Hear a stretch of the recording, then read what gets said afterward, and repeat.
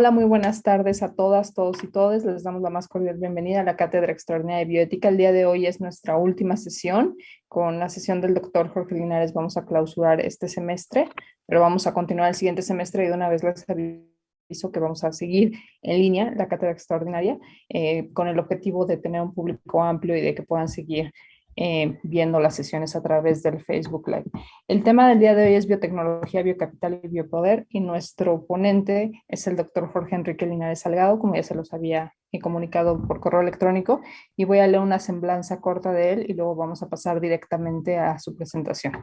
El doctor Jorge Linares estudió la licenciatura, la maestría y el doctorado en filosofía en la Facultad de Filosofía y Letras de la UNAM. Es miembro del Sistema Nacional de Investigadores del CONACYT en el nivel 3. Ingresó a la planta académica de la Facultad de Filosofía y Letras en 1996 y actualmente es profesor titular B de tiempo completo. Está adscrito al Colegio de Filosofía de la Facultad. Sus líneas de investigación y docencia son ética y bioética, filosofía de la tecnología, ética de la ciencia y la tecnología. En 2021 cumplió 25 años de servicios docentes en la UNAM. Ha sido coordinador del posgrado en filosofía de la ciencia, fundador y director del Programa Universitario de Bioética de 2012 a 2017 y director de la Facultad de Filosofía y Letras de la UNAM, de marzo del 17 a marzo del 2021. Entre sus publicaciones destacan los libros Adiós a la naturaleza, La revolución bioartefactual, publicado por Plaza y Valdés en el 2019, y Ética y Mundo Tecnológico, publicado por la UNAM y el Fondo de Cultura Económico en el 2008. Y en el 2008 recibió la distinción Universidad Nacional para Jóvenes Académicos de la UNAM en el área de investigación en humanidades. En 2007 el Premio Nacional de Filosofía de la Asociación Filosófica de México por su tesis doctoral, y en 2005 el Premio de la Academia Mexicana de Ciencias por la mejor tesis doctoral en humanidades y ciencias sociales. Como pueden ver, tiene una gran experiencia, ya la mayoría de ustedes lo conocen, y bueno, le damos la más cordial bienvenida. Gracias, doctor, por estar con nosotros. Gracias, Carol. Buenas tardes a todas. Bueno, vamos a empezar. Voy a proyectar algunas imágenes, pero no es lo principal. Lo principal es el discurso, digamos. Y bueno, para cerrar este semestre, convendría situarnos entonces en el contexto actual del desarrollo de lo que se ha venido denominando biocapitalismo, que tiene diferentes acepciones y que digamos, un concepto relativamente novedoso. Déjenme decirles que todo comenzó, en realidad, con la discusión y finalmente un conflicto legal que finalmente llegó a una resolución de la Suprema Corte de Justicia de los Estados Unidos para conceder lo que sería la primera patente a un organismo genéticamente modificado. Eso fue en 1980, el caso Chakrabarty, que era un científico de origen indio que trabaja en Estados Unidos, bueno, ya era norteamericano, y él propuso a la Oficina de Patentes la creación, la patente de una bacteria modificada genéticamente que tenía la finalidad de servir para digamos, limpiar desechos de petróleo en el mar. Por cierto que después no sé si realmente se aplicó o no, porque ha habido múltiples derrames de petróleo y nunca se han podido arreglar, ¿no? Entonces, la Oficina de Patentes norteamericana le negó la patente en la primera presentación, la primera solicitud que hizo, pues, incluso fue 8 años antes, argumentando correctamente que no se podía conceder una patente sobre un organismo vivo, sino que las patentes, pues, en toda la historia industrial moderna, se conceden sobre invenciones tecnológicas, ¿no? Artefactos, objetos técnicos que pues impliquen novedad, que no haya un previo antecedente, que no sean un plagio y que tengan utilidad social. Y evidentemente, pues todas las patentes habían concedido sobre artefactos no bióticos, artefactos hechos con materiales orgánicos, como los que solemos conocer, todo tipo de herramientas, máquinas, sistemas. Los sistemas informáticos, por ejemplo, pues son artefactos más complejos y aparentemente, por ejemplo, el software aparentemente es es inmaterial, pero no es cierto, tiene una materialidad concretada en los diseños y en la escritura de un programa, y estos ya habían sido patentados antes. Entonces la Oficina de Patentes norteamericana se enfrentó a esa novedad de que alguien quería patentar un organismo genéticamente modificado en laboratorio, una bacteria modificada con la técnica transgénica, que entonces Chakrabarty proponía la patente sobre ese organismo vivo. Entonces, la oficina de patentes le contestó que los organismos vivos no se pueden patentar. Estaban en lo correcto, de hecho, y eso generó después un enorme debate.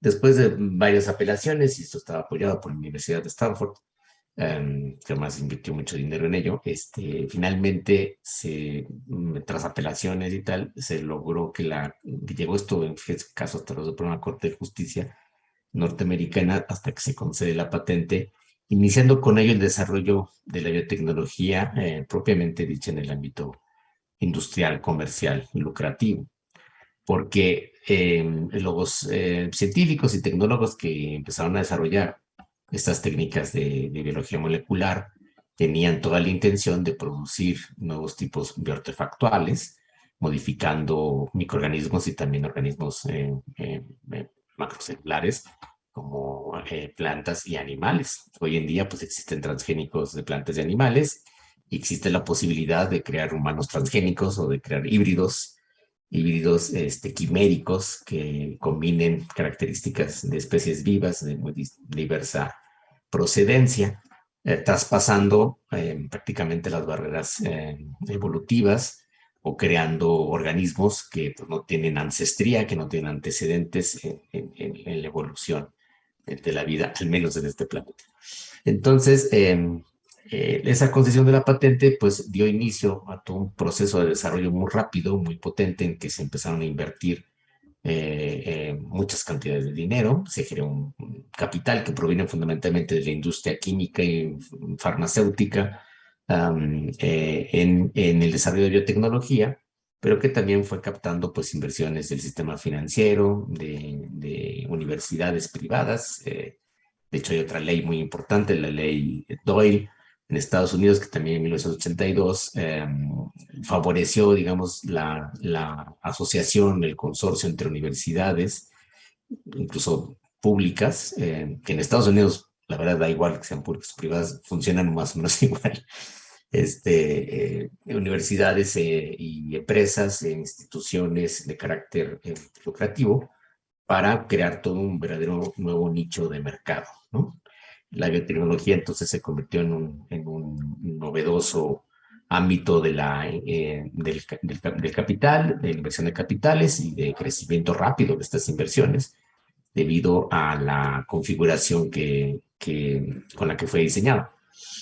Y desde luego, en un inicio, pues empresas muy poderosas como, por ejemplo, Monsanto, que ahora ya es parte de Bayer, pues desarrolló todo un esquema de negocio, como fue, de fabricar, diseñar y producir semillas transgénicas para el monocultivo en la agroindustria, en una escala masiva, monopolizando la producción agroindustrial y imponiendo el monocultivo en muchas partes del mundo, cosa que ha traído una serie de consecuencias ecológicas muy negativas. Eso se ha visto en Estados Unidos, en China, en Brasil, en Argentina, en donde han proliferado los monocultivos agroindustriales con transgénicos. En México se ha intentado implantar también, pero pues, México no tiene, por suerte, grandes extensiones territoriales, pero sí ha tenido la influencia persistente de estas empresas tratando de monopolizar el mercado de la agricultura, en un esquema totalmente contrario a los métodos tradicionales de rotación de cultivos, de diversidad de cultivos, que en México se han utilizado desde siempre y que son la base de nuestra alimentación, una alimentación todavía variada y que utiliza, por ejemplo, pues las más de 60 y tantas variedades de maíz que tenemos en México, ¿no? Bueno, entonces, con la primera patente esto va a ser crucial porque si no se hubiera patentado ese primer microorganismo, o sea, la primera bacteria modificada genéticamente, pues no habría habido interés, yo creo, de los capitales, de los inversionistas, grandes inversionistas, en el desarrollo de la biotecnología como un negocio. como una actividad lucrativa, industrial, comercial, ¿sí? Y eso es lo que hay que tener presente siempre. Antes que ciencia, esto es una de las características de la tecnociencia. Para ello, supongo que habrán visto en alguna de las sesiones este concepto. Si no, pueden recurrir al libro clásico de Javier Echeverría, La Revolución Tecnocientífica, y yo mismo en mis dos libros hablo al respecto, unas diferencias. Y bueno, una de las características principales de la tecnociencia es que no se trata de actividad científica, digamos, pura, solamente para producción de conocimiento, sino se trata de una actividad vinculada esencialmente a la producción industrial, mercantil, comercial de nuevos artefactos que basada en el sistema mundial de patentes, porque las patentes tienen un alcance mundial, sobre todo si son patentadas en Estados Unidos o en Europa. Si tú patentas en México o en América Latina, puede que no sirva de nada, pero si tú patentas en Estados Unidos o en Europa, esas patentes tendrán validez porque los gobiernos de esos países, pues, con la influencia y el poderío que tienen, las hacen valer en otros países. Ha habido objeciones y ha habido conflictos comerciales porque se han tratado de eliminar esas patentes o en algunos países, por ejemplo, con los medicamentos que han servido para tratar el SIDA, eso pasó ya en Sudáfrica y en Brasil. Algunas industrias locales intentaron pues eludir las patentes digamos, reproducir, copiar algunas de las fórmulas que se conocían de algunos medicamentos y no pagar las regalías a las empresas. Supongo que todos más o menos conocen que es una patente, pero es un derecho de propiedad, de exclusividad, durante un tiempo determinado, 20, 25 años, o que es variable, que le permite a las personas que detentan la patente el cobrar regalías o derechos, a veces la explotación exclusiva de una invención técnica, ¿no? En el ámbito comercial y en todo el mundo. Entonces, las patentes sobre organismos vivos, modificados por diversos métodos, no solamente por el método transgénico, permiten entonces producir bioartefactos, que es como yo los denomino, introducirlos al mercado mundial y asegurar pues una ganancia a quienes los utilicen, los compren o incluso a quienes insospechadamente los tengan en sus campos, que eso es lo que sucedió con los cultivos transgénicos. Y una de las prácticas pues claramente injustas y abusivas que desarrollaron empresas como Monsanto durante muchos años, yo creo que lo siguen haciendo, que es que si detectaban que había cultivos, semillas transgénicas o plantas transgénicas ya desarrolladas en las parcelas, en las tierras de personas que no habían contratado con ellos la exclusividad de recibir las semillas transgénicas y el herbicida, el agroquímico correspondiente, porque así se desarrollaron, entonces los demandaban aduciendo que pues, habían utilizado inapropiadamente o se habían robado literalmente esas semillas y las habían plantado en sus campos cuando no era así. Lo que se descubrió ya desde hace tiempo es que había contaminación y que las plantas transgénicas pues, liberaban sus semillas y se extendían a otros campos porque no estaban confinados, no estaban encerrados completamente, y que por la polinización podían haber cultivos transgénicos en donde no se habían plantado intencionalmente, deliberadamente, pues. Esto generó debates y conflictos legales muy fuertes entre agricultores y estas empresas que intentaban monopolizar y establecer un sistema pues de compromisos contractuales muy estrictos en que entonces los agricultores que les compraban las semillas a estas empresas se obligaban a seguirles comprando durante muchos años más y a utilizar solamente sus semillas transgénicas con sus agroquímicos, con sus herbicidas sintéticos, los más famosos, el Roundup Ready basado en el glifosato, que ahora se sabe, pues ha tenido también ya muchos efectos colaterales ambientales y en la salud. Acaba de salir publicado, por cierto, en español el libro de Seralini, que es este científico que ha investigado mucho sobre los efectos del glifosato, te les digo el título. A ver si, mira, aquí lo tengo una vez. Se llama el libro Los papeles de Monsanto, el escándalo del caso Roundup de de Eric Seralini, Gilles Eric Seralini, que es un científico francés que estuvo investigando esto y que pues logró mostrar los efectos negativos del glifosato, no solamente ecológicos, sino también a la salud humana, que es un herbicida muy tóxico, que si se hubiera utilizado en pequeñas cantidades a lo mejor no hubiera causado problemas, pero se utiliza de forma masiva con los cultivos transgénicos porque está diseñado específicamente para los cultivos transgénicos. Eso es parte del esquema del negocio, ¿bien? O sea, tú construyes una planta transgénica mediante unas semillas modificadas genéticamente que solo pueden sobrevivir, digamos, y crecer con un tipo de herbicida que va a ser una combinación única que le permite al plantador resistir las plagas y a veces algunas condiciones climáticas adversas y que además si no tiene este agroquímico, pues prácticamente no puede sobrevivir, ¿no? Bueno, entonces así ha surgido y ha ido creciendo pues, todo el negocio de la biotecnología, en donde pues, evidentemente hay mucha innovación científica y conocimiento invertido.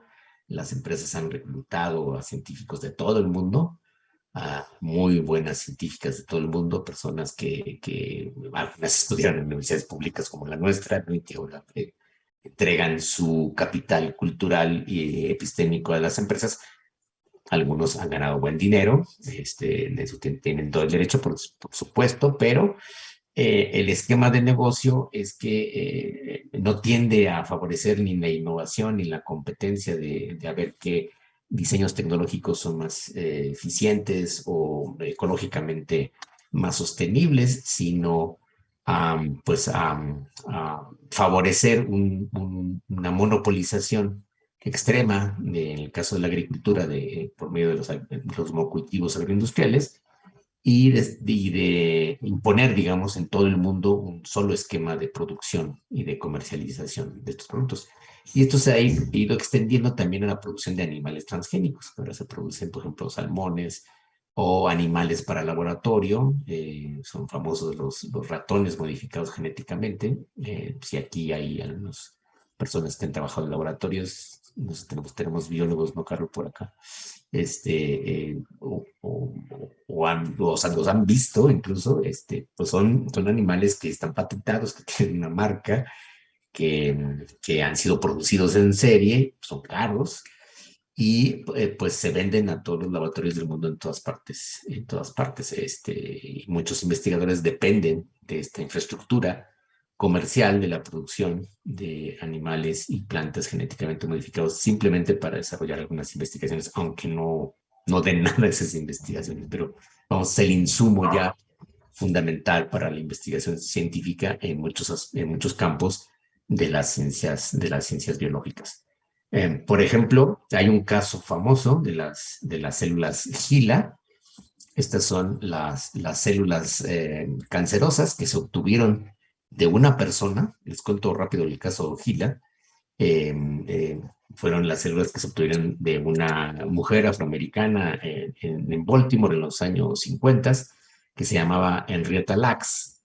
Ella llegó al hospital, ya tenía varios hijos y llegó con un tumor en la matriz enorme que pues le fue extirpado una parte y lamentablemente ya estaba muy avanzada la enfermedad y después murió. Muy joven ella, no recuerdo su edad, pero 30 y pocos. Y resultó que el tumor que ella tenía era un tumor pues, muy particular de unas células cancerígenas que crecían muy rápido, que digamos, le llaman los científicos un tumor muy puro, que siendo, digamos, cultivado, alimentado, esas células se seguían reproduciendo y hasta la fecha se siguen reproduciendo. Entonces ella murió en los años 50, no recuerdo el año exactamente, y pues más de 70 años después sus células existen de su tumor, de su cuerpo, fueron obtenidas evidentemente sin su consentimiento, la familia pues, tampoco se enteró, después los hijos cuando eran grandes se enteraron del caso y descubrieron que las células del tumor de su madre sirvieron para cultivar miles de millones de células más, se calcula una enorme masa de más de 30 toneladas de células HeLa, le llaman por eso, en Retalax, entonces el acrónimo HLA, HeLa, porque de repente alguien dijo, ¿y cómo se llamaba la mujer de la que proviene este tumor? Ah, pues se llamaba, creo que se llamaba tal. Y ni siquiera aparece el nombre, entonces no hubo ningún reconocimiento de ella, ni ninguna, obviamente, ninguna retribución, ni siquiera social, digamos, un reconocimiento de la familia ni nada, ni mucho menos monetaria. Y estas células son ahora comercializadas por empresas que las siguen produciendo, reproduciendo en el laboratorio y que pues son copiadas, digamos, y tienen ese mismo potencial cancerígeno son células inmortales, que ese es el misterio del cáncer que rompe la apoptosis y hace que las células en el cuerpo de distintos animales sigan desarrollándose y multiplicándose, digamos, y por eso crecen esos tumores hasta invadir completamente a un organismo y matarlo. Entonces, las células Gila hoy en día son caras, están monopolizadas y la familia de Henrietta Lacks nunca tuvo acceso a beneficios económicos por ellos, si no se hubieran vuelto también multimillonarios como los dueños de esas farmacéuticas y empresas de laboratorios de investigación que han comercializado y lucrado con las células que se obtuvieron de una persona hace más de 70 años. Bueno, eso explica un poco cómo se genera digamos, el mercado de la biotecnología y se puede hablar claramente de un mercado de la biotecnología, un mercado que cotiza en bolsa, que tiene empresas muy poderosas. Muchas de ellas son farmacéuticas, químicas, como fue el origen mismo de Monsanto, que venía de la DuPont, que comercializaba productos químicos, pinturas, y después entraron al negocio de los fertilizantes, porque hay una conexión entre las pinturas y los fertilizantes. Luego les conté esa historia, pero la pueden buscar en Wikipedia. Hay un desarrollo paralelo. Y ahora pues se han intentado otro tipo de desarrollos biotecnológicos a partir de las técnicas recientes de edición genética, con lo cual se podría no solamente ya hacer organismos transgénicos, sino hibridaciones o agregar partes a los genomas de algunos organismos, ya sean microcelulares o macrocelulares, y modificarlos hasta crear organismos que sean totalmente nuevos, inexistentes o que no tenían antecedentes en la naturaleza. Entonces sí, las patentes tendrían todo el sentido porque serían producciones, innovaciones, creaciones ex novo, digamos, producidas por la tecnociencia. Pero hasta el momento lo que se hace es pues, modificaciones genéticas, ediciones, quitar y poner secuencias que tienen cierto interés técnico y que se espera que puedan ser controladas en su producción, que ahora es masiva, ¿no? Les hablan los salmones transgénicos que ahora ya se cultivan digamos, para producir para alimento humano en criaderos que hace que esos salmones pues, crezcan muy rápidamente, son como tal bioartefactos, no son peces en vida silvestre y están modificados genéticamente para que crezcan rápidamente y tengan una mayor cantidad de carne y además se adapten bien a las condiciones que establece la producción bioartefactual. Bueno, voy a entonces sí proyectar Bueno, algo que debo decirles, en cualquier momento pueden interrumpirme para preguntas o comentarios, precisiones, por supuesto, de lo que voy diciendo. Bueno, esta es una presentación de mi libro, pero aquí contiene algunas de las ideas que les estoy comentando. Este es el libro que publiqué más recientemente, Dios de la Naturaleza, y habla de la revolución bioartefactual. Aquí me interesó mucho el caso de la primera bacteria sintética que fue producida por el Instituto de Craig Venter. Es un tecnocientífico prototípico, digamos, es una persona formada, desde luego, en toda la biotecnología, que ha logrado pues, desarrollar una verdadera industria y ha conseguido muchas patentes. Y una de ellas fue la de la bacteria sintética. En el 2010, el Instituto Venter anunció en la revista Science que había producido la primera forma de vida de un genoma sintético. La bacteria se llama Mycoplasma mycoides, con el ADN mínimo necesario para la supervivencia de un microorganismo, que son 473 genes, después nos enteramos. Y lo que hizo Venter, estas empresas biotecnológicas tienen departamentos de difusión y de publicidad muy importantes, hacen mercadotecnia, y además de que tienen sus departamentos legales. Eso sí, tienen una sección a veces de ética muy pequeña o que no funciona mucho. Pero bueno, ellos promovieron que en todos los medios de comunicación salió la misma nota redactada por alguien de la oficina del Instituto Venter, publicada en todos los periódicos del mundo, en muchas lenguas, que se había producido la primera creación de vida artificial, ¿no? Y así se hizo, digamos, esta propaganda. Evidentemente, pues eso no había sucedido. Lo que se había sucedido es que se logró mutar, digamos, transformar el genoma de una bacteria para cambiarla en otra, es una especie de transposición. Pues era la primera bacteria transgenómica, digamos, por decirlo de alguna manera, que logró producir el equipo tecnocientífico del Instituto de Craig Venter. Y con el, al mismo tiempo salió un libro que le recomiendo mucho, que la autoría es de Craig Venter, o que bueno, no sé si él escribió solo, que se llama La vida a la velocidad de la luz. Y ahí Venter plantea que hemos entrado en la era de la biología digital, en el que podemos digitalizar la vida en este sentido también informático, de que no solo podemos leer y reescribir el genoma de los seres vivos, porque estamos, según él, ya entendiendo cómo se escribe las instrucciones mínimas para la vida, y entonces se puede reorganizar o reescribir, editar, por eso se habla de editar, pues, se toma la metáfora directamente de la edición de textos, ¿no? Se puede editar el texto del genoma de manera material en el laboratorio, y entonces se puede modificar un organismo vivo de manera que se le transmute totalmente y se transforme en otra cosa de lo que naturalmente sería. Esa restricción de genomas no sucede en la naturaleza, en un organismo, digamos, en un individuo. Esto ha sido el proceso de evolución, ¿no? Que todas las especies pues, van mutando, se van mezclando, algunas desaparecen y otras van adquiriendo algunas características a partir de la selección natural, ¿no? No sucede esto de reescrituras completas o transposiciones genéticas en estado natural. Entonces, Venter habla de la biología digital, de la digitalización de la vida, que entonces se puede reescribir, se puede editar, y también dice se puede entonces transcribir al lenguaje informático, hacerlo digitalizado, digitalizar la vida, y guardar los genomas en transcripciones genéticas para que después se puedan reproducir. Y literalmente se pueden enviar por la red, ¿no? O por correo electrónico, ¿no?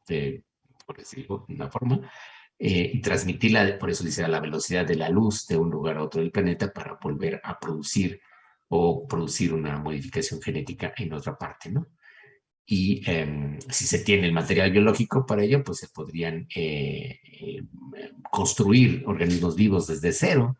Esa es la intención más ambiciosa que tendría ahora la biotecnología: diseñar, construir, producir, fabricar, podríamos decir, organismos vivos que sean diseñados en el laboratorio. Es un poco la explicación de un dibujo que aparece en el propio web del Instituto Venter, de cómo se había logrado ese trasplante. Literalmente es un trasplante de genoma que transformó una bacteria en otra. O sea, lo que hicieron fue cambiar la bacteria, digamos, tomada originalmente, y transformarla en otra bacteria, cambiando todo su genoma. Y por eso entonces se habla ya de biología sintética, ¿no? Se puede hacer una síntesis, no es ya la tecnología anterior de simplemente transgénesis, de que se insertaba una pequeña cadena, sino que no se puede editar todo un genoma completo y sintetizarlo. Ese sería el concepto de síntesis, tanto como se hace en la química, ¿no? Por ejemplo, la producción de polímeros muy grandes como el plástico y otros compuestos que no existían en la naturaleza, se ha podido hacer a través de la química sintética. Entonces la biología llegaría también a esta idea de síntesis de los genomas, ¿no? Bueno, entonces el desarrollo de la biología sintética, como esta nueva etapa de la biotecnología, en donde yo planteo que estamos ya en plena era de la bioartefactualidad, o sea, de producción de muchas formas de bioartefactos, inicia una nueva área, digamos, una nueva rama del capitalismo mundial que autores como Ryan llaman biocapital. El neologismo implica no solamente que se trata de un capital vivo, literalmente, o sea, no, que pasa de su forma abstracta, financiera o meramente monetaria, digamos, a la materia viva, que se convierte ahora en un capital, hay que entenderlo en esos dos sentidos, que es capaz de generar nuevo capital en sentido monetario, económico, generar nuevo valor material, sino además en el sentido de que se crea una rama nueva en donde muchas inversiones de otros sectores del capitalismo, sobre todo financiero, de la industria química, farmacológica, farmacéutica, se mueven acá y generan una nueva manera de negocio, de incremento del capital, de plusvalor, ya no tanto con el trabajo humano, que esta es una de las características más importantes del biocapital o del biocapitalismo. No sé si conocen la teoría básica de Maxwell sobre el plusvalor.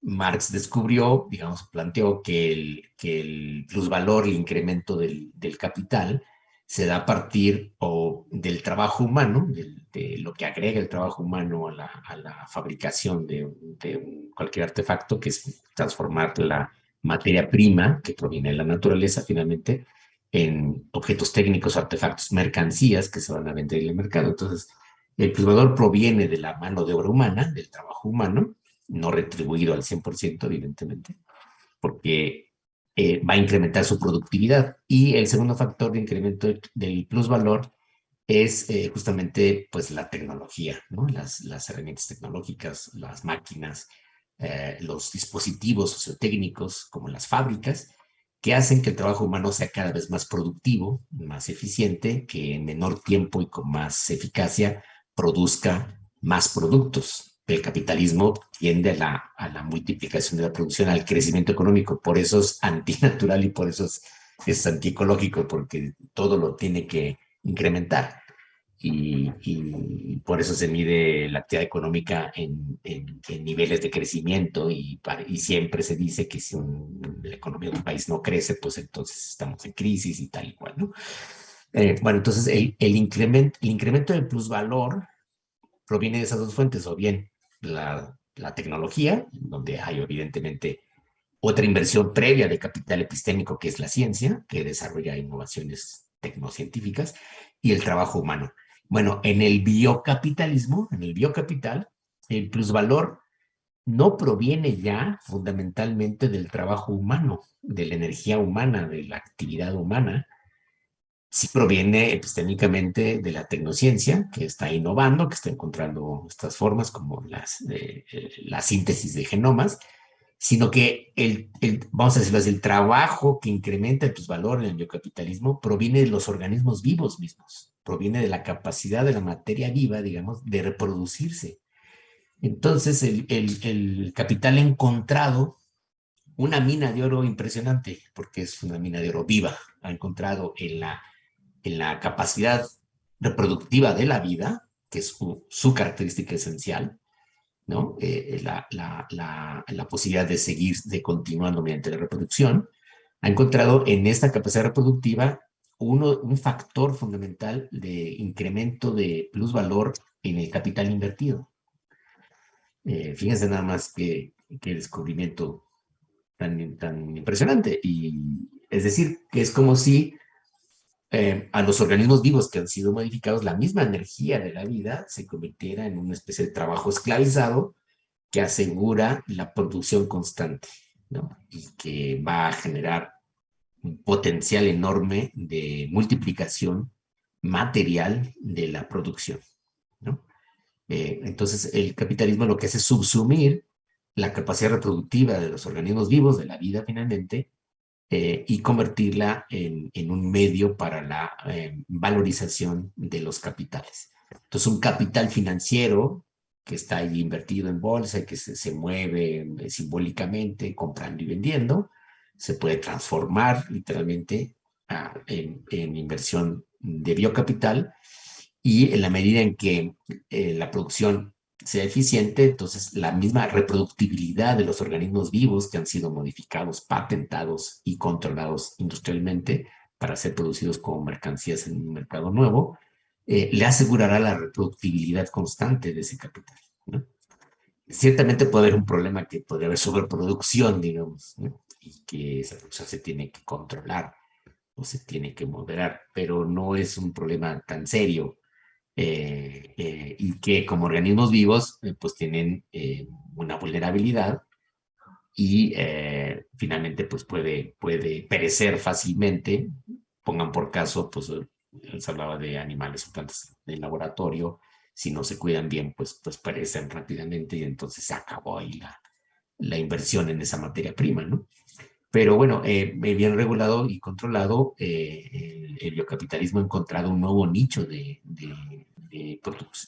reproducción del capital muy rápido y muy segura, muy eficiente, a diferencia de otros sectores en donde no se invierte en materia viva. Cualquiera que haya intentado hacer un negocio, pues, compra unos productos, una materia prima o produce algo, y si esa producción manufacturera no se logra vender en el mercado, no se logra recuperar la inversión y entonces el capital se queda fijo, se estanca y digamos que se muere simbólicamente. En el caso de la producción bioartefactual, del biocapitalismo, el problema es que los organismos vivos producidos pueden además escapar del control del biocapital o del biocapitalista, así, que no es lo mismo de que antes los esclavos se liberaran o que los trabajadores hagan una huelga o se decidan irse a la empresa competidora, sino que los organismos vivos pueden escapar del control y autorreproducirse porque tienen esa capacidad inherente. Esa no la inventamos los seres humanos, eso no proviene de la invención tecnocientífica, sino que es inherente a la vida misma, la reproductibilidad, ¿no? Si hay materia suficiente, si hay condiciones ambientales suficientes. Pero bueno, la vida sobrevive de manera increíble en muchos contextos. Hemos visto muchas formas y podemos pensar que seguirá diversificándose durante mucho tiempo. Seguramente nosotros desapareceremos más pronto que tarde, todo parece indicar nuestra propia responsabilidad, pero otras formas de vida van a permanecer. Y entonces nuestros bioartefactos producidos por el biocapitalismo podrían subsistir y sobrevivirnos a nosotros, y pueden escapar del control del biocapital porque esos controles técnicos, esos controles pues, tecnocientíficos pueden no ser eficientes y generar pues una serie de problemas, de alteraciones y de efectos que podrían ser desastrosos en el conjunto de los ecosistemas si no están bien controlados, ¿no?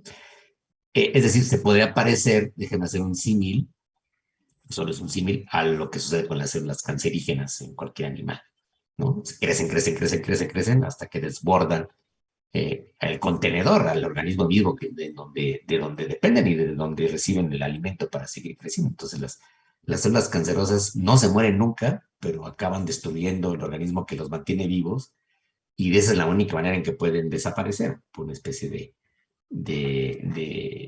imprudencia del crecimiento, que es mucho lo que hacemos nosotros mismos en la civilización industrial actual, ¿no? Es un crecimiento desbordado, una utilización abusiva de los recursos naturales, que parecemos nosotros una especie de cáncer en el planeta, déjenme usar esa metáfora, que tarde o temprano pues, va a acabar minando la base misma de la sobrevivencia, de donde nosotros obtenemos los recursos básicos para sobrevivir.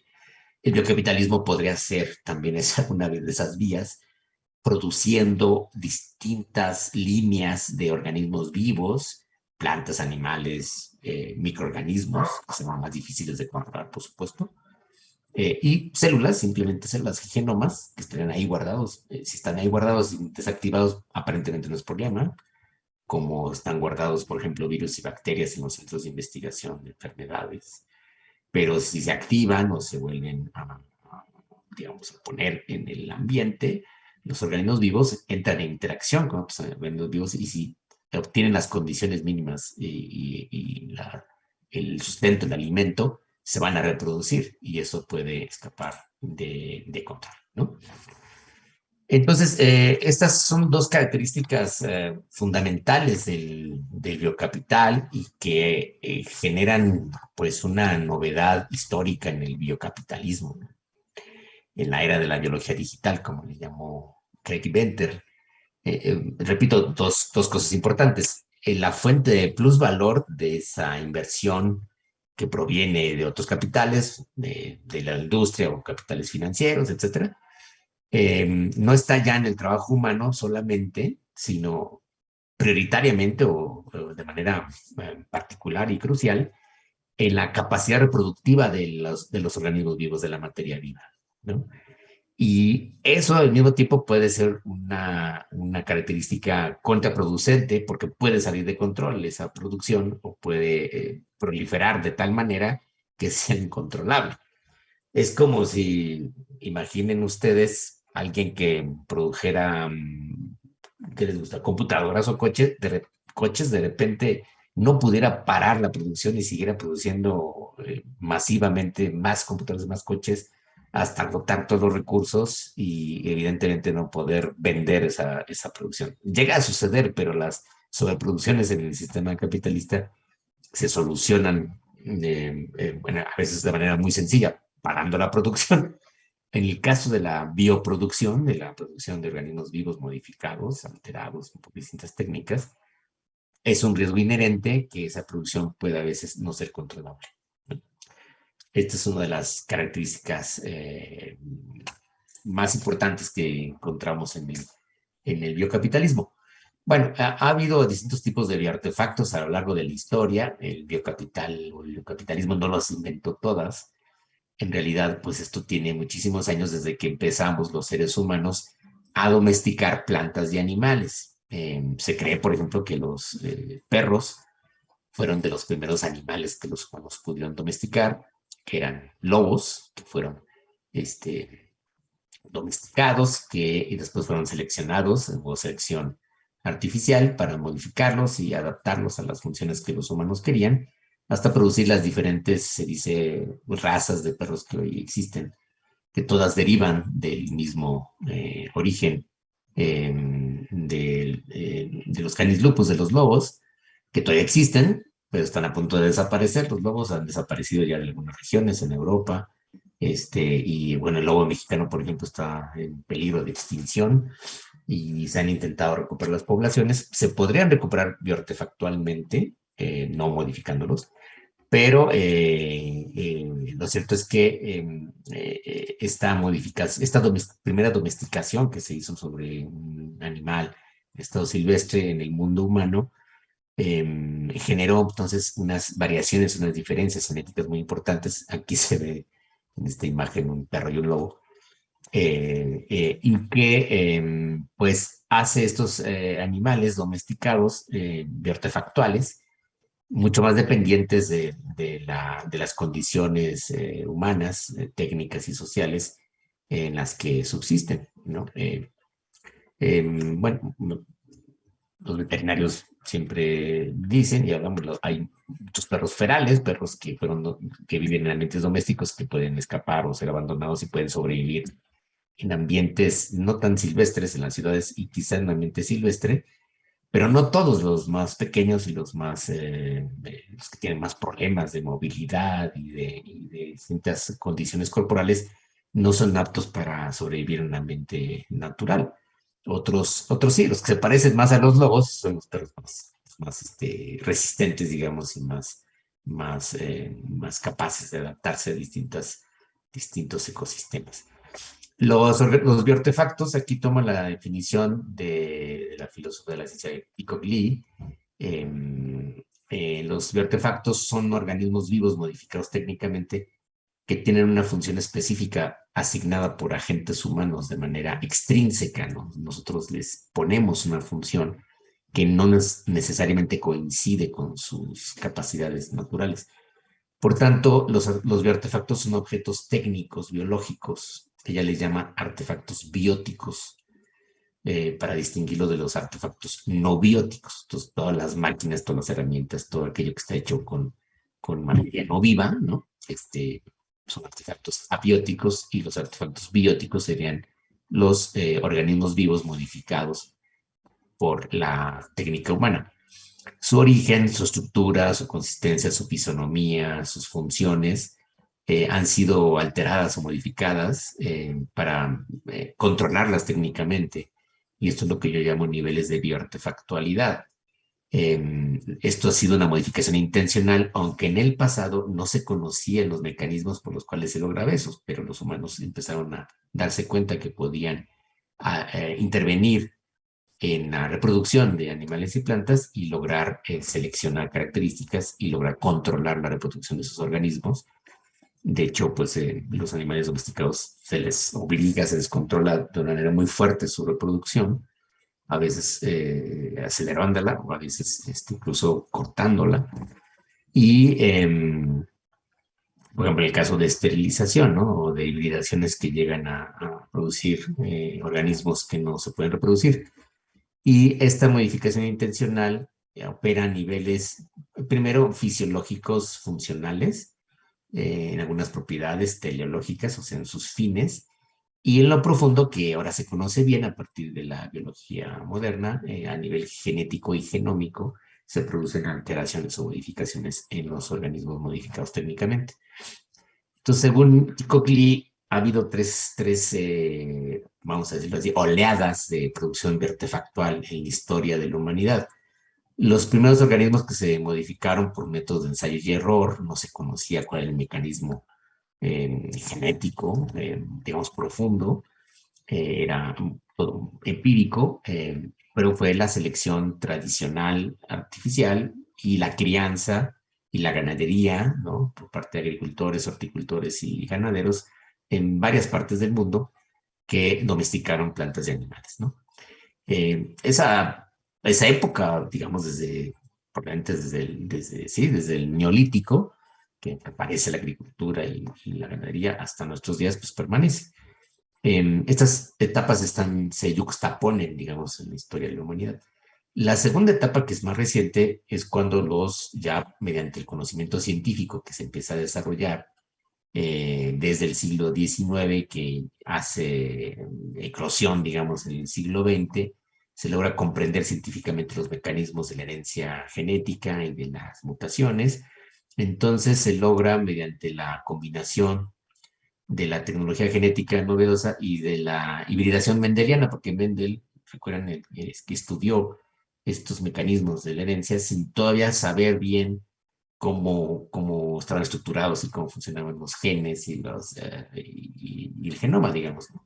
Pero postuló que había una lógica, digamos, una dinámica de las combinaciones, con lo cual los agricultores y ganaderos sabían cómo seleccionar las características de los ejemplares que producían, digamos, ¿no? Y en una tercera etapa, que se subdividiría en dos, hoy tenemos pues lo que se ha llamado la ingeniería genética, basada en la genética molecular, que puede combinar, que puede incrustar secciones de genes en un genoma. Al principio se hacía de una manera un poco más aleatoria, sin un control muy específico, a veces no se sabía cuál era el resultado, etcétera. Cada vez se logra más. Y a partir de la edición genética, que es la última técnica que es más precisa, podríamos ya arribar, digamos, a lo que decía Venter, la biología sintética, la edición de genomas, incluso combinándolo con nanotecnología, con adiciones de materiales no vivos en los organismos vivos, y esto se está postulando en que podría desarrollarse una hibridación de otro nivel. Y esto daría lugar a una producción de biología sintética mucho más, digámoslo así, artificial, ¿no? Y Esto está en el libro de Kiko Klee, Filosofía y Revoluciones en la Genética, del 2003.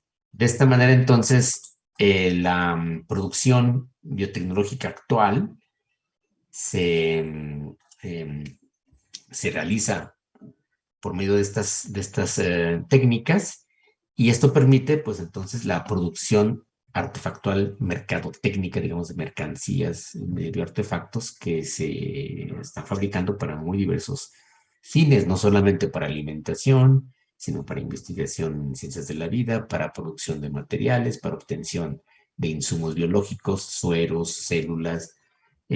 Por ejemplo, ahora las vacunas del COVID, algunas ya se hicieron con estas técnicas novedosas de sintetizar a partir de ARN mensajero, ¿no? Que es esta parte del código genético que antes se creía no tenía utilidad, o que no se sabía para qué estaba ahí. Entonces puede ser un vector muy importante y se pueden entonces construir de manera más sintética. Se pueden fabricar literalmente, por ejemplo, vacunas sin ya utilizar sueros biológicos, aunque las técnicas tradicionales pues, siguen requiriendo la utilización de sueros biológicos. Por ejemplo, las técnicas de transgénicos se utilizaron para producir insulina sintética, ¿no? Sin recurrir al tejido de animales, directamente en el laboratorio. Y hoy en día, pues, tengo entendido mucho de la insulina que se produce, que se está volviendo muy necesaria en muchas partes del mundo, porque estamos fallando en nuestras funciones metabólicas por influencia de malas dietas. Se tiene que recurrir a una producción sintética para tener suficiente insulina que las personas necesitan a veces diariamente para inyectarse, ¿no? Bueno, ya voy más o menos concluyendo. Pues es como una primera aproximación, pero como ven, esto abre una serie de posibilidades y de consecuencias muy novedosas, algunas inciertas, y que aparecerán entonces nuevos riesgos en el desarrollo del biocapitalismo y de esta nueva producción artefactual. Los organismos vivos modificados genéticamente, hasta el momento, no existen organismos bioartificiales, como yo les llamaría propiamente dicho. O sea, no existen entidades biológicas hoy en día que no tengan ninguna ancestría evolutiva o que sean producidas desde cero. Lo que tenemos estamos todavía en esta etapa, entre la transición entre lo transgénico y lo sintético, de modificaciones, de adiciones de genomas o de modificaciones de genomas. Y la idea de los biotecnólogos, que ellos mismos han expresado en diferentes textos, es que puedan llegar a producir organismos bioartificiales que incluso podrían tener otro tipo de síntesis bioquímica en sus funciones biológicas. Y como ven en este cuadrito muy esquemático, entonces ha ido escalando, digamos, la capacidad humana, tanto de comprensión científica como de producción tecnológica de los bioartefactos. En un inicio, en la historia de la humanidad, pues empezamos con la selección artificial y la crianza, la domesticación de animales y plantas.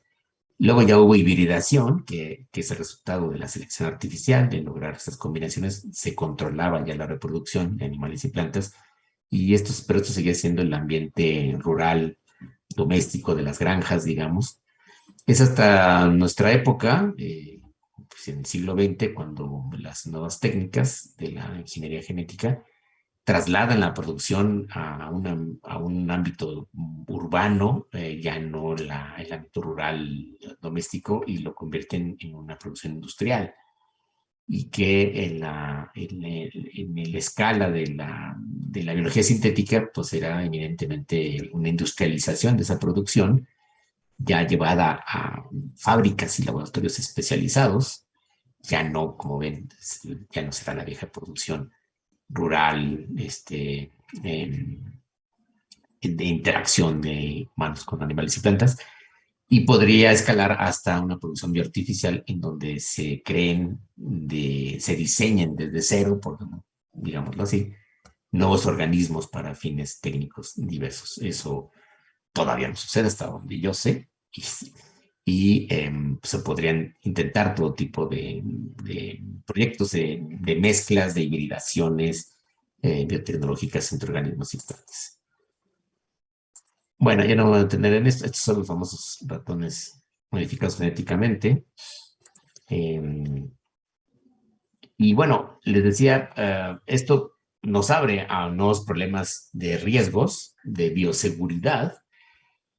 En inglés suelen distinguir entre dos cosas, entre la safety y la biosecurity, que una cosa es hablar de la bioseguridad de los controles, digamos, que existen en los laboratorios y que impidan que se malogren, digamos, las producciones de artefactuales, pero otra cosa, hablando de bioseguridad en un sentido más amplio, es que se puedan producir efectos negativos en el medio ambiente o incluso en otros organismos vivos que no están previstos, que son de hecho imprevisibles y que generen problemas mayores para los cuales no se podría actuar fácilmente, ¿no? Porque primero habría que investigar qué había sucedido, cuál sería el problema, y luego tratar de encontrar una solución. Y no es tan sencillo. La lógica del desarrollo industrial en la historia reciente de la humanidad siempre ha ido así. Primero se innova, se construye, se invierte, se comercializa, y hasta que aparecen los problemas, entonces ya se piensa qué hacer cuando a veces es demasiado tarde. Entonces, por eso podemos decir que hay riesgos en la producción biotecnológica actual que está impulsando el biocapitalismo y que hay que pensar y que la sociedad internacionalmente debería estar mucho más preocupada de esto y obligar al gobierno y las empresas a tener más previsiones y precauciones, porque algunos de estos desarrollos pues sí pueden ser más riesgosos, ¿no? También se ha hablado, por ejemplo, entre los riesgos que resultan entre estas dos cosas. Uno está la posibilidad del bioterrorismo, que ahí yo incluiría la fabricación de nuevas armas biológicas, imagínense armas biológicas sintéticas para sintetizar nuevos virus o bacterias que no existen y para las cuales nadie tendría cura. Sería un arma espantosa de destrucción masiva, que ojalá nunca se llegue a concretar, pero que hay gente que quiere hacer ese tipo de cosas. O el biohackerismo, como le llaman ahora, que es robar diseños y comercializarlos y venderlos al mejor postor, con lo cual, pues, uno de los cuales podrían ser los bioterroristas. Pero también se empieza a hablar de bioerrorismo, hay que diferenciar muy bien entre bioterrorismo y bioerrorismo, que sería, pues, la producción inevitable de errores, de fallas en el diseño y construcción de bioartefactos que tendrían consecuencias negativas y algunas que podrían ser potencialmente desastrosas ambientalmente y socialmente de la producción bioartefactual. Y para eso el biocapitalismo pues no tiene ninguna previsión ni ningún control, porque nunca lo ha tenido. Es la lógica que sigue es el incremento de los capitales, de la tasa de plusvalor, y pues en la lógica de los inversionistas y de los propios biotecnólogos que trabajan en ello, está antes que nada pues la ganancia, la recuperación de la inversión y la venta. Y después vendrán los intentos de solucionar los problemas que se causan, pero algunos de esos problemas pueden ser graves debido a la dificultad de controlar la transferencia genética o justamente por la capacidad reproductiva de los seres vivos, a menos que se asegurara que todos los seres vivos producidos sintéticamente fueran esterilizados o fuera imposible que se reprodujeran o que transmitieran sus genes de alguna manera, pero para transmitir sus genes simplemente por un vector biológico, sean virus o bacterias. Bueno, virus fundamentalmente que infecten de unos organismos a otros, es como se ha habido transferencias genéticas entre especies distintas. Y la prueba más contundente, pues es que la gran mayoría de nuestras enfermedades virales provienen de otros animales. El COVID-19 pues, seguramente provino de otros animales, no está todavía muy claro, creo, si finalmente sí fue de murciélagos o no, Pero otras especies nos han transferido estos virus y han infectado a veces muy problemáticamente a otras especies que no tenían las defensas adecuadas, ¿no? Así es que la era del biocapitalismo y de la producción bioartefactual masiva industrial genera nuevos problemas de seguridad y de riesgos ambientales, sanitarios, alimenticios, etcétera, que dan que pensar y preocupan a los científicos más conscientes, que más conocen el asunto, no tanto a las naciones y casi nada a las empresas, lamentablemente, porque no son obligadas por muchos gobiernos a tener precauciones suficientes y a tener previsiones de que sus producciones no pudieran desencadenar estos problemas, ¿no? Este, bueno, ya hablé de esta diferencia entre bioaseguramiento y bioseguridad. El bioaseguramiento le conviene a la propia industria porque tiene que garantizar la calidad de sus productos, tiene que tener un control de la producción y estos controles internos son fundamentales para evitar que la producción caiga o que se deteriore o que se pierda o que se contamine, por ejemplo, con vectores biológicos. Pero la bioseguridad que implica todos los efectos ambientales que podrían derivarse de mal uso, pero también de pérdidas, pero también de robos o de una mala intención de liberar patógenos o toxinas o de producir, como les decía, armas biológicas novedosas, implica una serie de riesgos para los que lamentablemente no hay todavía ni controles ni leyes adecuadas y voy a decir algo más triste, ni siquiera la intención real de muchos estados de enfrentar ese problema. Y vamos, ha sido un poco lo mismo de lo que ha sucedido con el cambio climático, aunque se sabía muy bien de los riesgos y de los efectos que iban aumentando y se conocían a partir de la discusión de los científicos, sobre todo del IPCC, del Panel Internacional Intergubernamental de Cambio Climático, qué se tenía que hacer. Los estados no se han puesto de acuerdo, no se han comprometido, la gran mayoría de los que más contaminan, a implementar las políticas necesarias para reducir el efecto. Según el grupo ETC, esto sería como un resumen, pues, de primera impresión, digamos, de los riesgos más importantes de la biología sintética, en particular de la producción biotecnológica actual. Primero, pues que la industria se ha convertido en un sistema global que está muy bien financiado. Como les digo, hay muchos capitales que provienen de otros sectores que están invirtiendo aquí porque se dan cuenta que es todavía una forma de retorno, como dicen, segura de la inversión, eh, eh, que está en expansión y que está inundando el mercado con producciones de tecnológicas de todo tipo.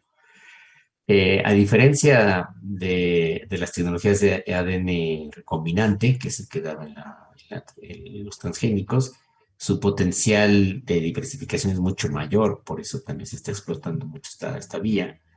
Eh, Ahora bien, no está exenta de controversias desde el punto de vista científico, de su utilidad, de su fiabilidad, de su seguridad y también de los efectos sociales, socioeconómicos, ambientales que puede producir. La biología sintética no ha sido hasta la fecha objeto de ningún tipo de supervisión o regulación nacional y mucho menos mundial. Esa es la verdad. Puede entonces, por algunos de sus efectos incontrolados, imprevistos, accidentales, pues amenazar la biodiversidad o la conservación de muchas especies en ecosistemas. Por supuesto, puede contribuir a la reducción de la biodiversidad en muchas zonas del planeta, que eso sería también un efecto agregado de lo que hoy sucede por la destrucción de hábitats, por la contaminación extrema.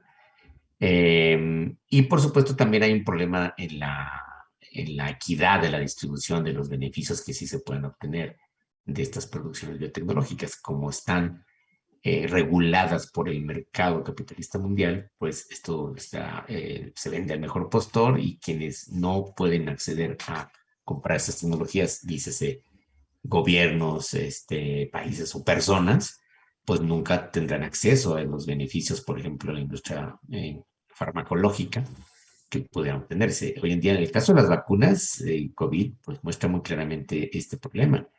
se desarrollaron, estaban disponibles, se produjeron en un tiempo más o menos récord, muy rápido, pero no han sido distribuidas adecuadamente y hubo gobiernos que no tenían fondos para poder comprarlas.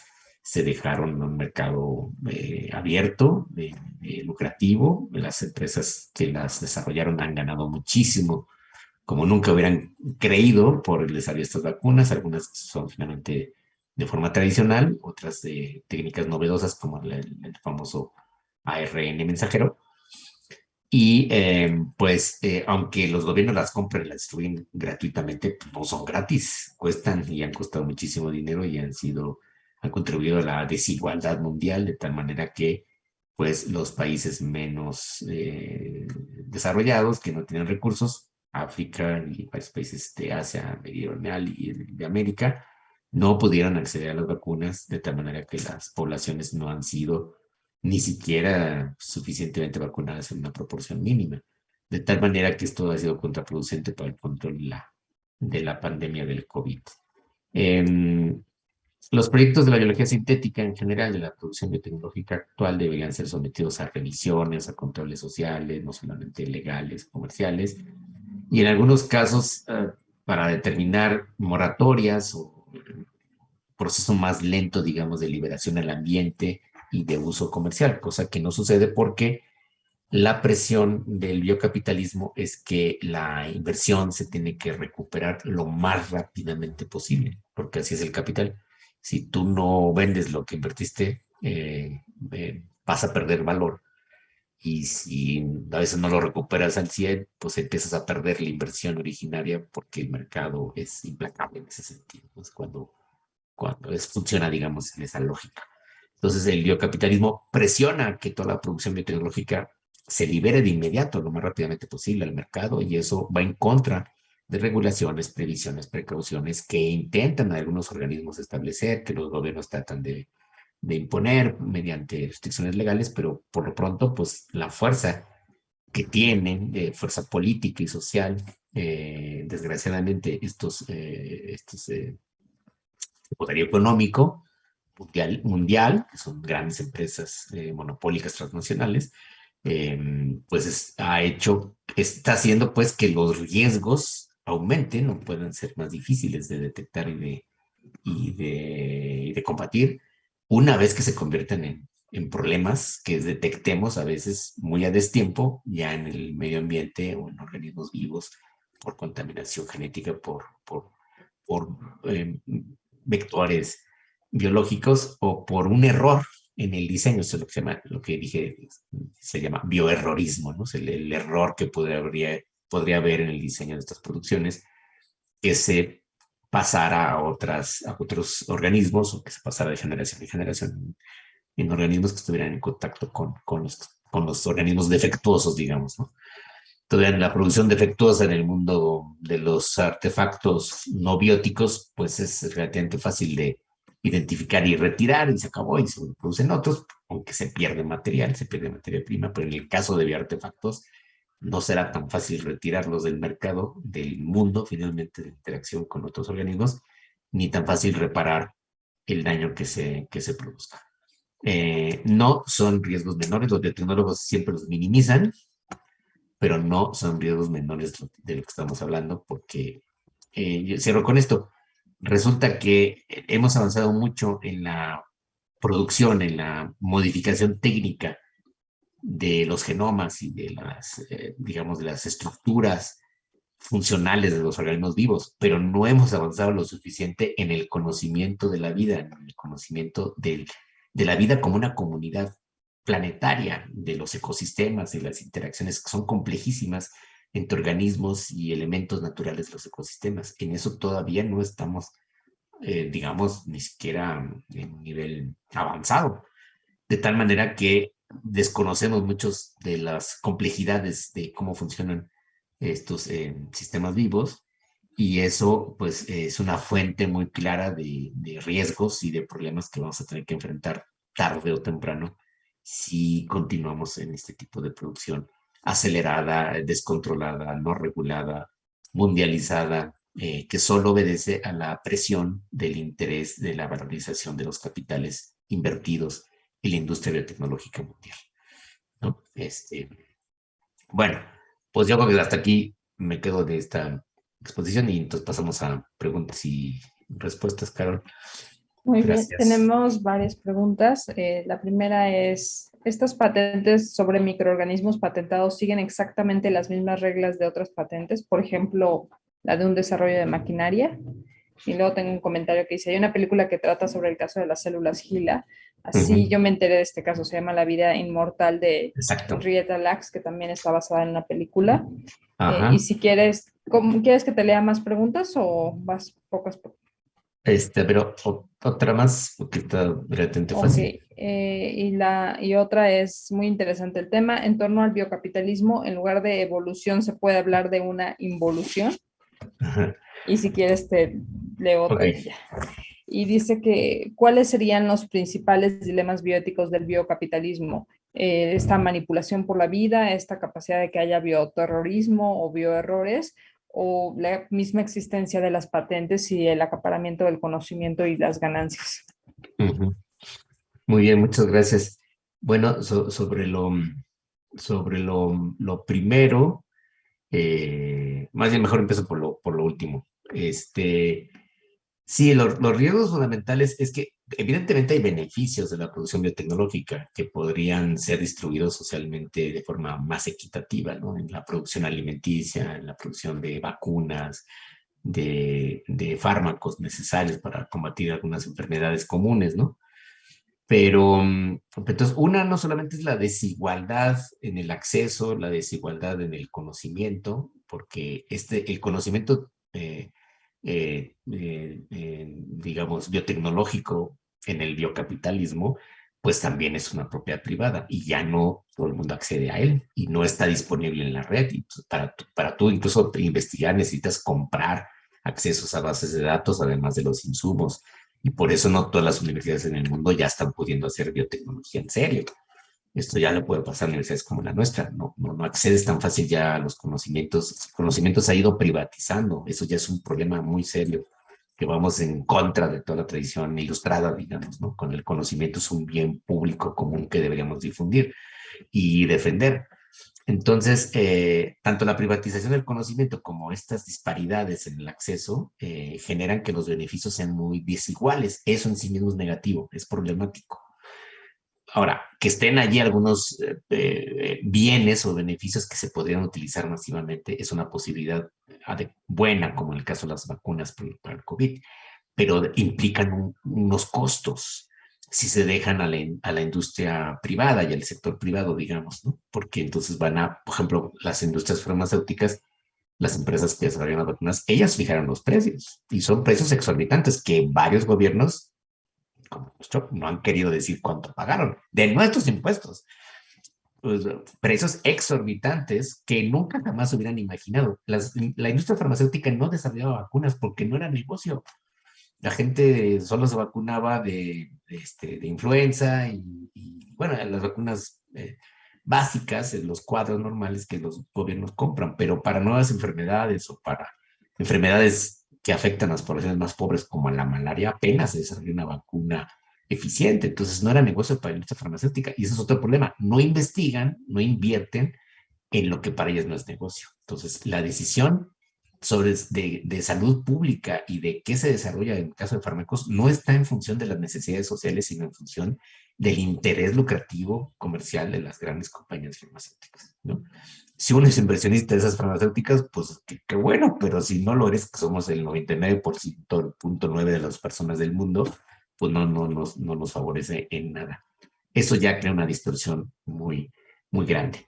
Me regreso a la primera. Las patentes sí tienen algunas diferencias, pero digamos funcionan esencialmente igual. Es un número de años, una ventana, digamos, de 20, 25 años. Está regulado un poco como la industria farmacéutica, hasta donde tengo entendido. Habrá que ver especificidades. Y en el caso de la biotecnología, no hay previsiones como en el caso de los fármacos, de que algún estado podría, por una emergencia sanitaria, suspender la patente y obligar a la industria a liberar el conocimiento de cómo se fabrica tal o cual medicamento o tal o cual vacuna, para un uso de emergencia. Se supone que esto debe haber sucedido en la pandemia. Lo que pasa es que la vacuna no existía, ¿no? Entonces desarrolló, entregándoles a las industrias, a las empresas más potentes, pues los contratos anticipados para que invirtieran y lo hicieran rápidamente, ¿no? Y después se ha discutido, incluso Estados Unidos había propuesto, pues, el gobierno de Biden, que se suspendieran las patentes y que se pudiera producir la vacuna desarrollada por Pfizer o por AstraZeneca, ¿no? En todas partes del mundo, para evitar el problema de la distribución y de que se tienen que fabricar en China o en la India y luego llevarlas a todas partes del mundo. México produce vacunas y ahora ya no tiene capacidad para eso, aparentemente, al menos de forma masiva. Entonces, en el caso de las patentes de biotecnología, pues hasta donde yo sé, no hay ninguna condición de suspensión, ni por una emergencia, ni por una necesidad social, ni por un error o daño, ¿eh? O sea, son como patentes muy seguras desde ese punto de vista. Y pues los acuerdos comerciales de la OCDE y los tratados comerciales como los que ha firmado México con los dos países de América del Norte, pues obligan a los gobiernos a hacer respetar las patentes. Y las demandas judiciales por no respetarlas son tremendas y sí pueden destruir a pequeñas empresas que, digamos, se roben una patente o que no hagan caso o no quieran pagar las regalías a las empresas que tienen esas patentes, ¿no? Eh, Esto es una especie de involución, no lo sé, pero lo que sí puede suceder, bueno, nadie puede saber qué va a pasar, pero lo que sí puede suceder es que en la medida en que los seres humanos empezamos a producir y a introducir en el mundo, digamos, nuevas especies que no existen como tal en la naturaleza, que si es unas dos o tres, pues aparentemente no pasaría nada, ¿no? Pero si empezamos a introducir y se liberan, incluso no intencionadamente en los ecosistemas silvestres tal cual, organismos vivos, micro o macrocelulares que no existían antes, puede haber una interferencia evolutiva porque el proceso de la evolución es muy complejo, no lo acabamos de entender todavía suficientemente. Hay una discusión de fondo bien interesante entre los biólogos evolutivos. ¿Cómo es el proceso de la evolución? Si tiene una lógica o no, si tiene una finalidad o no. Todos creen que no. Que si las pérdidas de biodiversidad implican retrocesos, digamos, en la expansión de la vida, que se han identificado 5 grandes extinciones y ahora estamos en la sexta, en gran medida por causa de nosotros. Eso puede generar una afectación, digamos, al proceso de la expansión de la diversificación de la vida. Henri Bergson, para los que son de filosofía y para los que no también, Henri Bergson tiene un libro maravilloso que se llama La evolución creativa, publicado en 1907. Es un libro fascinante. Muchos discutieron con colegas biólogos y tal, muchos no piensan que sea, por supuesto, una aportación a la teoría de la evolución y que sea un libro científico. No importa aquí. Lo que dice Bergson allí es algo filosóficamente muy, muy valioso, que es que la vida ha logrado prevalecer, ha logrado así que sobrevivir en la Tierra gracias a su capacidad de diversificación, que mientras más se diversifica, no tanto a su extensión geográfica, sino a su diversidad. Mientras más se diversifica, más posibilidades tiene de prevalecer, de mantenerse pues un tiempo más, ¿no? Y hoy lo que está sucediendo es una enorme pérdida de biodiversidad y la biología genética, la biología sintética y la biotecnología podría contribuir a esa pérdida de biodiversidad porque no está en el interés comercial preservar todas las especies, ¿no? Sino utilizar unas cuantas. De hecho, lo que hicimos los humanos fue privilegiar unas cuantas especies de animales y plantas. En el caso de animales es patético, porque hoy existen miles de millones de vacas y de cerdos y de aves, solo una o unas cuantas especies, y seguramente dirán, pues, bueno, hay como 5 especies de vacas, no sé cuántas son, pero muy pocas, que ahora constituyen una enorme biomasa monumental, casi como cancerígena, que nunca hubiera existido naturalmente, ¿no? ¿Sí se dan cuenta? O sea, el problema no es que seamos 7.700 millones de seres humanos y contando, sino que tenemos cada cada año, no sé cuánto sería el dato, por ahí lo pueden buscar, pero algo así como 2.000 millones de seres vivos producidos artefactualmente para nuestro consumo, entre aves y animales, de ganado, sobre todo vacunos y porcino, ¿no? O sea, 3, 4 especies y ya. Entonces, eso es una pérdida de biodiversidad, eso es una elección técnica pésima que afecta la diversidad de la vida, ¿no? Y que no contribuye a la supervivencia de la vida en el planeta. Entonces, en ese sentido, a lo mejor te podría responder, pues no es que sea una involución, pero sí que podríamos alterar las condiciones en las que la evolución de la vida se ha dado hasta el momento, siempre en condiciones adversas, inestables, ¿no? Porque pues, en eso consiste estar vivo, no tienes asegurada la existencia. A ver, otras, Carol. Em, tengo, hay varias más. Dice, en realidad en México estamos lejos de poder tener influencia en las decisiones que sobre el desarrollo de bioartefactos pueden existir, pero debido a la regulación mexicana, ¿cuál será el aspecto fundamental a atender? Y te leo una más. Dice, buenas tardes, doctores Linares. ¿Qué opinión le merece la edición del genoma de las niñas chinas que no solo no las inmunizó ante el VIH, sino que las hizo propensas a una enfermedad conocida como enfermedad del Nilo? Por otro lado, en Estados Unidos venden kits para realizar modificaciones genéticas y existen personas que han experimentado con perritos para supuestamente mejorar su raza, dotándolos de bioluminiscencia, y algunas personas incluso hasta han practicado sobre sí mismos intentando realizarse modificaciones genéticas. Considera que el fácil acceso a esta tecnología y peor en manos equivocadas podría atraer consecuencias desastrosas para la humanidad y su entorno. Ante la segunda pregunta, yo creo que sí. Como ven, pues sí tiene que estar bien regulado porque a los seres humanos se nos pueden ocurrir ideas pues muy tontas, no hay otro modo de decirlo, que serían riesgosas, ¿no? Entonces, a alguna gente le podría parecer muy útil que su perro sea luminiscente para que no se le pierda nunca, ¿no? O que encontrarlo en la noche. Imagínense, solo por un fin humano tan absurdo, pero eso podría tener consecuencias graves para el propio ejemplar, para el propio individuo y para la especie y para otras especies, ¿no? Que no es fácil investigar, ¿no? Son efectos que no se conocen a corto plazo incluso, ¿no? Entonces sí debería estar bien regulado. Este experimento del famoso científico chino Jiang Ku, pues bueno, sigue la polémica de que sí lo hizo o no lo hizo. Parece que el cuate fue finalmente apresado, a lo mejor está ejecutado porque en China es un poco así, nadie se entera de nada y te pueden desaparecer sin que quede huella. Y bueno, fue una violación a todos los principios bioéticos elementales, ¿no? De precaución, de prevención. Fue digamos, rechazado por toda la comunidad científica.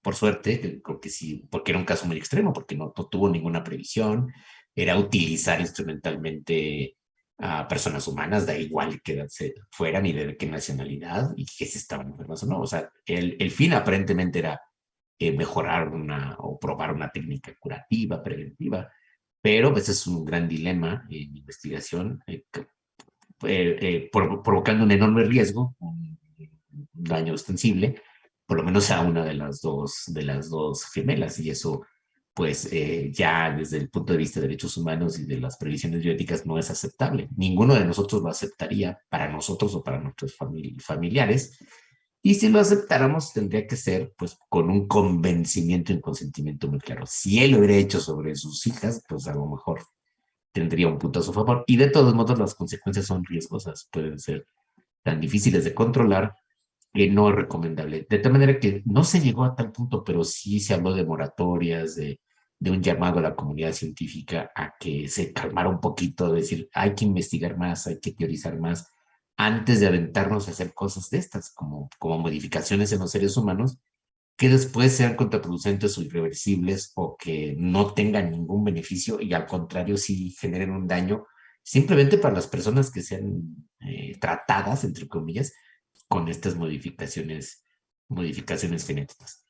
Y bueno, ¿qué deberíamos hacer en México? Pues primero, cuidar nuestra biodiversidad. Como saben, México es uno de los países megadiversos, en donde existe mucha biodiversidad en todas las especies, bueno, aves, por ejemplo, tenemos por acá a Constantino, ¿no? Macías, que era el director de ecología, él es ornitólogo y nos puede hablar muy bien de la enorme diversidad de aves que hay en México, reptiles, también mamíferos, insectos, qué sé yo. En México tiene una gran diversidad que deberíamos estar protegiendo y en todo caso mejorar nuestros cultivos por otras vías biotecnológicas no riesgosas o que pudiéramos probar la combinación como antes se hacía en las técnicas tradicionales, por ejemplo, de los antiguos mexicas, del sistema de chinampas y que es el origen de la milpa, de la combinación, de la rotación de cultivos, de la manera en que interactúan las especies en la tierra,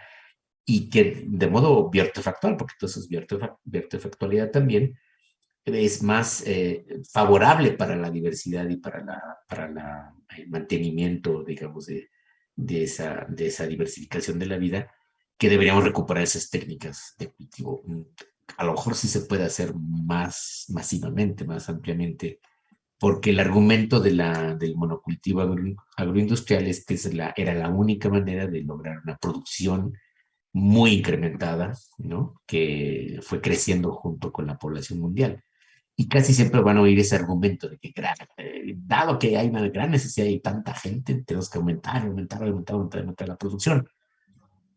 No estoy tan seguro que eso sea siempre cierto, ¿no? Y a lo mejor podemos lograr una producción adecuada, suficiente, y que la gente consuma lo mínimo, de otras formas más, como si se ahora, agroecológicas, equilibradas, sin presionar tanto también a la tierra y erosionarla y dañarla, y con suficiente biodiversidad de cultivos. A lo mejor hay que explorar otros cultivos que nunca se domesticaron, hay un montón de otras plantas que podrían dar también granos, o podrían hojas, o qué sé yo. Hay mucha materia vegetal que todavía podríamos utilizar para alimentarnos. Muy bien, tenemos otras preguntas. Algunas ya las respondiste, por ejemplo, esta de la coincidencia entre el surgimiento del neoliberalismo y el desarrollo de la biotecnología y cuáles eran las consecuencias. Hay otra que habla sobre si hay acuerdos internacionales para prevenir el bioterrorismo, algo así similar como este regulamiento de las armas nucleares y de la inteligencia artificial. Y otra pregunta sería, este nuevo llamado de Jennifer Doudna a democratizar la edición genética, ¿realmente qué significaría en la práctica? ¿Cómo se democratizaría la edición genética? ¿Qué significa? ¿Qué posibilidades tiene? Etcétera. Y la última pregunta es esta transición de Monsanto hacia Bayer, que es la fusión entre las dos empresas más importantes, una en biología y una en química. Y realmente, ¿qué significa para este rechazo de los organismos genéticamente modificados, del glifosato, etcétera? ¿Vamos a transitar ahora a las tecnologías de Bayer o realmente Bayer va a adoptar todas las tecnologías de Monsanto, dando expansión nuevamente a esas tecnologías? Uy, qué interesante pregunta. Bueno, la última, se me hace que va a suceder lo segundo, que Monsanto se va a comer a Bayer, pero bueno, esa es especulación mía. Lo que puede suceder es que la tecnología de transgénicos finalmente se demuestre como impracticable por innecesaria, porque ha habido muchos mitos sobre su efectividad, su productividad, que ni siquiera lo demostraban en el pasado. Y ojalá surgieran otras tecnologías más eficientes, más adecuadas, que la hagan obsoleta y desaparezca. Entonces, Monsanto sería un buen recuerdo, o un mal recuerdo, mejor dicho, en la historia de la biotecnología, y sería lugar a otra cosa, pero el esquema de negocio es el mismo, y por eso Bayern es una empresa farmacéutica muy potente que compra esta empresa y que absorbe todo ese know-how, como se dice, ¿no? O sea, esos son procedimientos, es parte también de la tecnociencia, la forma en que operan las empresas. Entonces yo desconfiaría también de esos métodos que van a ser asumidos, algunos de los cuales no eran, desde luego, para nada loables desde el punto de vista ético. Muchos de los procedimientos legales que establecieron mediante demandas a agricultores y intimidaciones, compra de científicos, compra de espacios en las revistas científicas, produciendo artículos que generaban dudas o por lo menos cierto escepticismo, en fin. Esto hay que darle seguimiento, desde luego, desde las ciencias sociales y las humanidades, de ver cómo se va a ir desarrollando ese negocio tecnológico, ¿no? Pero yo creo que la perspectiva no cambiará mucho. Lo que es esperable es que en algún momento se demuestre que la tecnología de transgénicos pues no era ni tan eficiente como se esperaba, ni tan buena, ni mucho menos necesaria. Ahora, que la edición genética estuviera al alcance de todo el mundo, pues en principio suena bien, pero no, porque yo sí tendré mis reservas. Es como si lográramos, si dijéramos, vamos a democratizar la fisión nuclear y que todo el mundo tenga un pequeño reactor nuclear en su casa para generar energía. Y dices, pues qué padre, energía barata, ¿no? Con un poco de uranio y que hubiera un mercado abierto del uranio, pero resulta que sí es un material peligroso y que sí es una tecnología con riesgos muy fuertes que hemos visto, así sean en pequeña escala. Entonces, el caso de la edición genética sería algo parecido, déjenme hacer este símil. Y alguien hablaba de la industria nuclear, ¿no?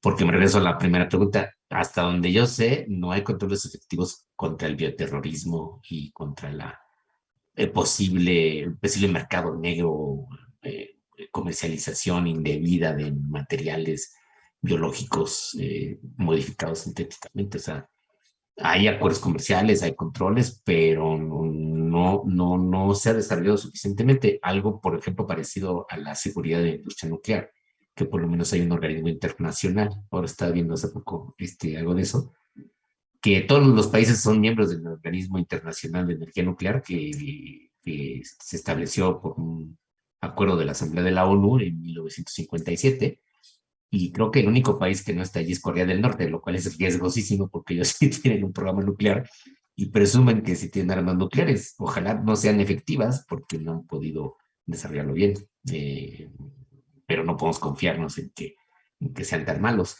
Entonces, la edición genética popularizada no creo que sería una buena idea porque, para empezar, sí, estaría muy, supongamos que en el mejor de los casos estaría regida por los intereses particulares de las personas y por sus necesidades inmediatas, pero algunas de ellas pueden comportar riesgos que incluso las personas, sobre todo las que no sean expertas en tecnología o lo que sea, no podrían ver, no podrían estar conscientes de esos riesgos, entonces se producirían muchos errores y muchos problemas, ¿no? Casi tan grave, voy a ponerme muy dramático y muy exagerado, casi tan grave como que la gente tenga armas en sus casas, y ya ven lo que pasa en Estados Unidos. Bueno, mucha gente tiene armas ilegalmente en el mundo, pero en Estados Unidos es legal que todo el mundo tenga armas en sus casas, y entonces vean lo que pasa. Es un riesgo tremendo para la gente que haya armas en una casa. Los graves accidentes que suceden son porque la gente tiene armas en sus casas.